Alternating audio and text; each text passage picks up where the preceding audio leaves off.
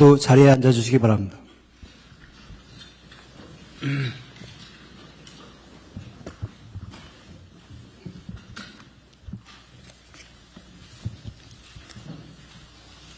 지금부터 제29차 수석보좌관회의를 시작하겠습니다. 대통령님의 모두 말씀이 있겠습니다. 네, 복잡한 환경에서 다들 고생 많습니다. 미국과 이란이 2주간 휴전에 합의하면서 아카일로로 치닫던 중동 전황이 새 국면을 맞이하고 있습니다. 아직은 결과를 낙관하기는 이르고 또 순조롭게 협상이 이루어진다 해도 전쟁의 충격이 상당 기간 계속될 우려가 높습니다. 정부는 긴장의 끈을 조금도 놓지 말고 발생 가능한 모든 시나리오에 따른 준비된 대책들을 더욱 세밀하게 그리고 선제적으로 추진해야 되겠습니다. 가장 시급한 과제는 현재 호르무즈 해협에 발이 묶인 우리 선원들과 선박들을 안전하게 귀환시키는 일입니다. 우리가 가진 외교 역량 네트워크를 총동원해서 국제사회와의 긴밀한 공조를 바탕으로 적극적인 협의에 나서 주시기 바랍니다. 원유와 핵심 원자재 추가 확보에도 총력을 다해 주시기 바랍니다. 특히 플라스틱, 비닐, 의료용품 등 최근 수급 우려가 불거진 품목들의 안정적 관리에도 만전을 기해 주시기 바랍니다. 중동 전쟁이 언제 어떤 방식으로 마무리되든 전쟁 이전과 이후는 분명하게 전혀 다른 세계가 열리게 될 것입니다. 그에 따른 대비를 철저히 해야 되겠습니다. 에너지 수급처의 다변화, 또 재생에너지 중심 사회로의 전환, 산업구조 혁신에 속도를 내고 초인공지능과 차세대 SMR, 인공지능 로봇 등 미래 성장 동력 육성에도 더욱 박차를 가해야 될 것입니다. 지방이 주도하는 모두의 성장으로의 대전환, 이는 우리 경제의 지속적이고 질적인 도약을 위한 필수 조건입니다. 지방균형 발전은 국가 생존 전략이라고 해도 과언이 아닙니다. 아직은 미약하긴 한데 지방이 주도하는 성장의 뉴노멀 흐름이 곳곳에서 관철되고 있습니다. 우리 정부 출범 이후인 지난해 하반기에 비수도권의 취업자 증가폭이 상반기에 비해서 2배 이상 확대됐다는 통계가 나왔습니다. 비수도권 청년층의 고용률도 상반기보다는 많이 개선됐습니다. 다행스럽습니다. 이런 흐름을 경제 전반으로 더욱 확산시켜야 합니다. 이를 위해서는 무엇보다 지방 우대 재정, 지방 우선 정책의 기조를 확고히 해 나가야겠습니다.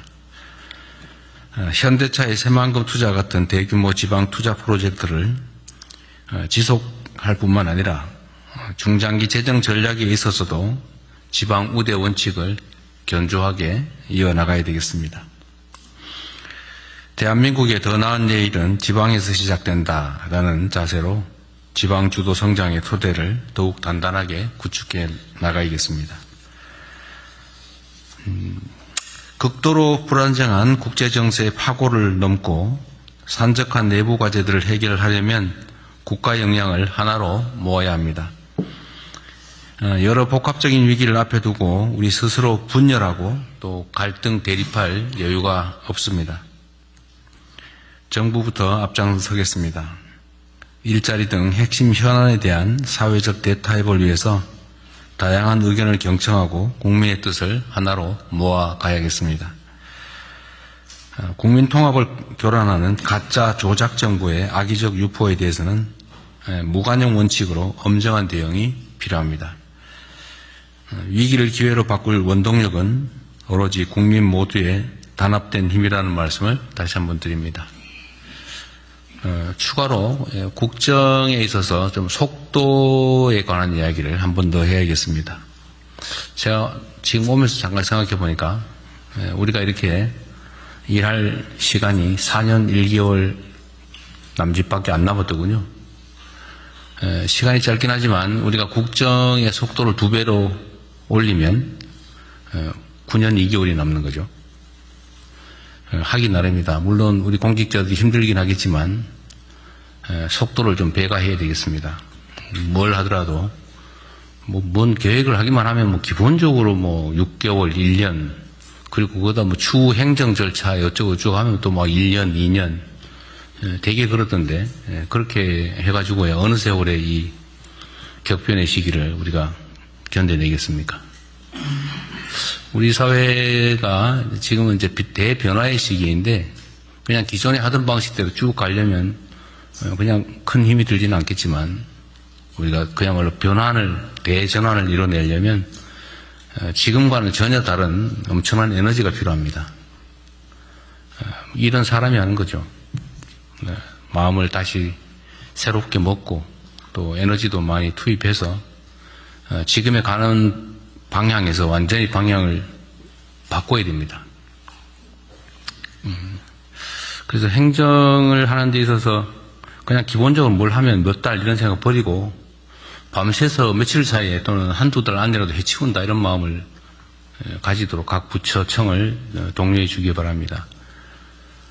그리고 행정을 하면 보통 1단계 뭘 하고 그다음에 2단계 하고 끝나면 3단계 하고 이런 식으로 하는 게 통상적인 절차죠. 평소에는 당연하겠죠. 또 행정이 안정적이어야 하니까 또 행정에서 실수가 발생하면 안 되니까 그렇게 하는 건 이해합니다. 그게 행정의 보수성이겠죠. 그런데 지금은 그렇게 할 여유가 있는 시기가 아닙니다. 지금 대전환의 시기이고 지금까지와는 전혀 다른 차원으로 사고하고 행동해야 됩니다.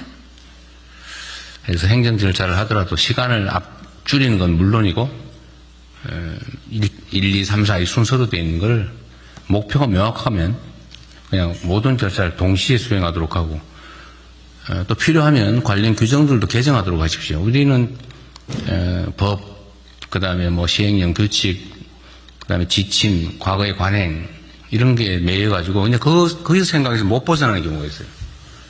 그건 통상적인 시기에 하는 평범한 행정인 것이고 지금은 비상시기이기 때문에 생각 자체를 틀을 바꿔야 됩니다.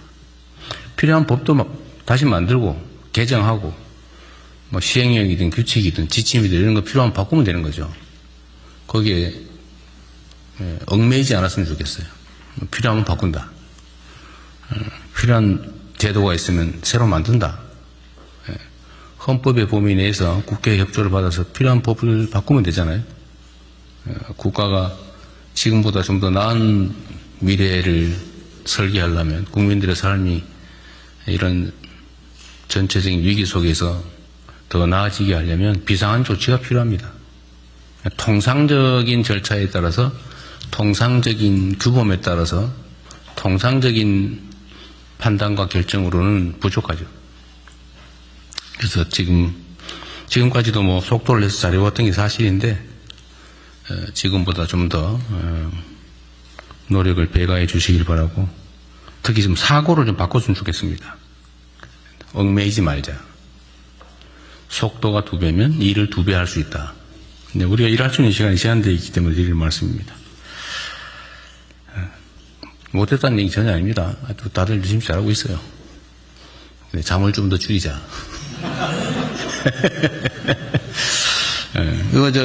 우리 청와대도 그 포괄임금제 너무 하지 마세요. 그 누구 담당인지 모르겠는데 연장, 야근, 휴일, 주말 이런 거 근무하면 제대로 대가를 지불하도록 하십시오. 그리고 말이에요. 우리 정책직장 공무원들 그런 거 있죠. 월 최고 한도라는 게 있죠. 초과근무 한도가 있죠. 그게 물론 이제 초과근무할 필요가 없는 사람들이 쓸데없이 초과근무할 경우를 대비해가지고 만들어 놓은 거잖아요. 그래서 그건 마치 이제 당연히 그 시간을 채워서 그 보상을 해주는 걸로 알고 있더라고요, 되게. 그러니까 꼭 야근 안 해도 되는 사람, 주말 근무 안 해도 되는 사람들이 그 시간만큼은 또 하는 경향이 없지 않아요? 각 부처들이 대체적으로 그렇죠. 그 문화도 좀 바꿔야 되겠어요. 서로 믿어주고 진짜 필요한 사람은 더 일하게 하고 대신 관리 감독을 잘하면 되지 그걸 제한을 해놓고 쓸데없이 안 해도 될 사람이 그 시간 다 초과 근무하고 해야 될 사람은 그 이상 하면서도 그 인정도 못 받고, 그거 이상한 것 같아요. 그건 개선책을 좀 만들어 보시면 좋겠습니다. 예, 인사혁신자고, 예. 네. 말을 하겠습니다. 네, 이상입니다.